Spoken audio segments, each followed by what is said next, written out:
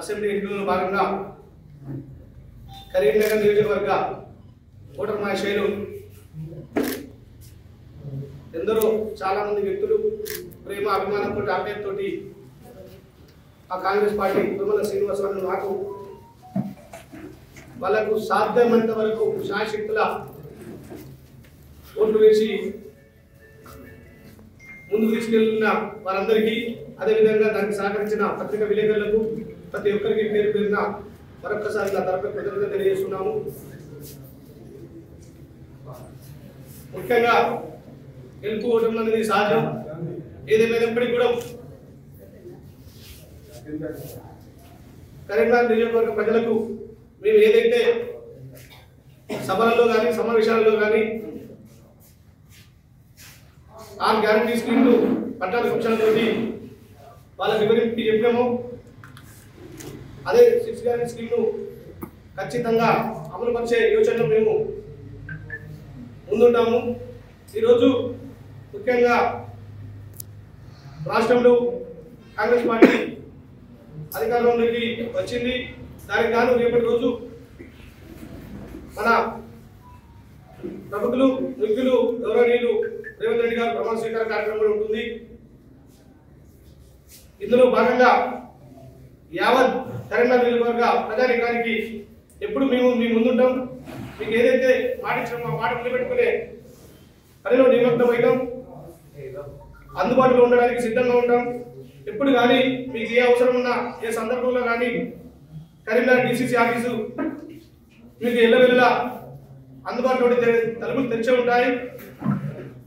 నాడు ఎలా ఉంటారో తెలియదు కానీ నేటి నుంచి మాత్రం ఈ సీను అనే వ్యక్తి మీకు కాంగ్రెస్ పార్టీ ఆలోచన తీసుకొని వాళ్ళ ఆశయాలకు అనుకూలంగా రేపు చేయబోయే కార్యక్రమాల్లో అన్నింటిలో పాల్పంచుకునే విధంగా మీ అందరికీ మా వంతు కర్తవ్య బాధ్యతతోటి పూర్తి స్థాయిలో అమలు పరచడానికి మేము సిద్ధంగా ఉంటామని మీ అందరికీ తెలియజేస్తున్నా. ఈనాడు కొన్ని నా మీద అనవసరంగా ఆరోపణలు పెట్టి కొంతమంది కుక్కలు దొంగలు ఈ వ్యక్తి అమ్ముడు వేలు లేకపోతే ఈ వ్యక్తి సరెండర్ అయిన విధంగా కొందరు చెప్పుకొచ్చారు. అది కావాల్సిన కక్ష కట్టుకొని కుట్రపూర్తంగా చేసిన పని. ఏ రోజైతే నేను అటువంటి ఆలోచన అటువంటి విధానం నా దగ్గర ఉండేది ఇక్కడి వరకు నేను టికెట్ తెచ్చుకొని ఇంతవరకు నేను ప్రయత్నించడం కాదు. ముఖ్యంగా నాలో 20 నుంచి 30 కేసులు పెట్టిన ఆ దొంగలకు నేను ఏ రకంగా నేను సరెండర్ అవుతా అనుకుంటాను.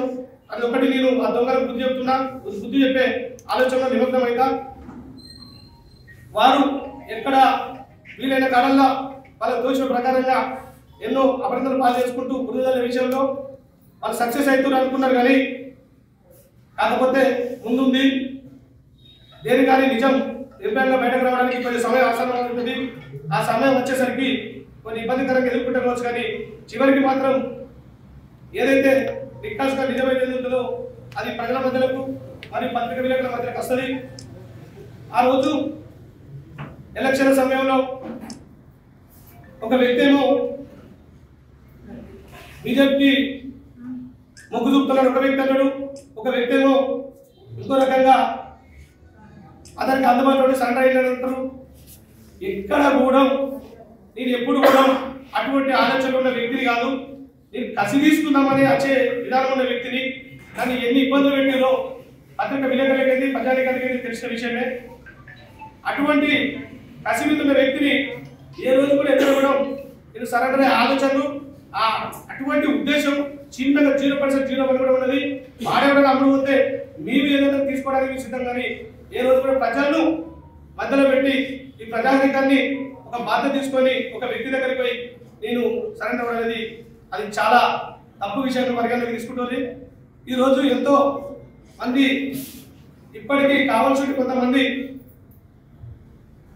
ఇబ్బందులు పాలు చేయడానికి చూస్తున్నారు. అయినా ఇక ఇబ్బందులు అనేవి జరగని మాకు కానీ మా కార్యకర్తలకు కానీ మా వెన్నంటి ఉన్న ప్రతి ఒక్కరికి ముఖ్యంగా తెలియపరిచేది ఏంటంటే ఈ రోజు నుంచి మనం రాష్ట్రంలో అధికారం మన కాంగ్రెస్ పార్టీ ఉంది.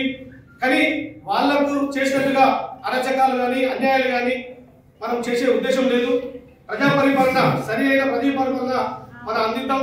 ప్రజాస్వామ్యంలో ఈ ప్రజలలో ఏదైతే మనం హామీలు ఇచ్చినామో హామీలను 100% అమలు పరిచే విధంగా ప్రతి ఒక్కరూ కక్కర బదులై కాంగ్రెస్ కార్యకర్తలైతే కాంగ్రెస్ వివిధ హోదాలో ఉన్న వ్యక్తులైతేనేమి ప్రముఖులైతేనేమి ప్రతి ఒక్కరూ కలిసికట్టుగా పనిచేసి ఈ నియోజకవర్గ ప్రజలకు ప్రజాపాలన సుపరిపాలన ప్రజాపాలన అందించడానికి మేమందరం ముందుంటాము. దీనికి గాను మీ వంతు కర్తవ్యంగా క్రీడా పాల్గొనడం. దయచేసి నేటి నుంచి సాధ్యమైనంత వరకు మీరు చేసే కార్యక్రమాలలో మీ వంతు కర్తవ్యంగా ప్రజలకు తీసుకెళ్లాల్సిన బాధ్యత కొంచెం మీరు పాల్పంచుకుంటారని మిమ్మల్ని కోరుకుంటున్నాం. ఈనాడు కొన్ని సమస్యలలో